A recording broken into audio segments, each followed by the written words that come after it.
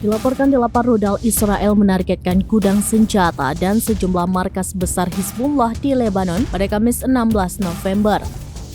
Diinformasikan rudal-rudal tersebut berhasil dicegat oleh pertahanan udara Suriah. Dikutip dari A24 News, hal itu diketahui dari sejumlah media pemerintah Rusia. Disebutkan bahwa 8 rudal Israel itu diidentifikasi menargetkan gudang senjata Hizbullah di dekat Bandara Internasional Damaskus, termasuk markas besar Hizbullah dan milisi lain yang didukung Iran. Beruntung, sebagian besar rudal berhasil dicegat oleh pertahanan udara Suriah.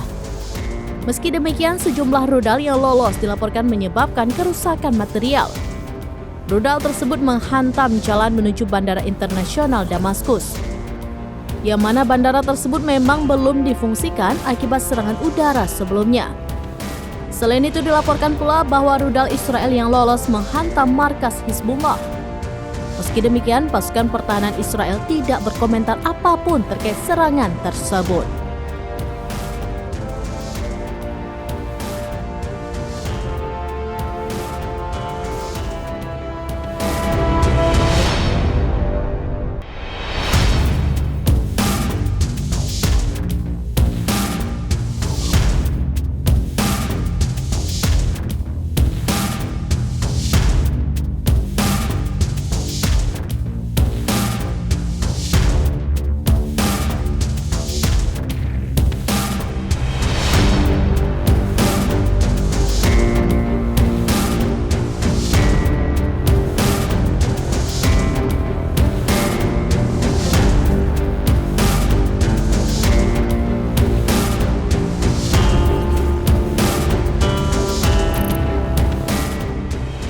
Download Tribun X sekarang, menghadirkan lokal menjadi Indonesia.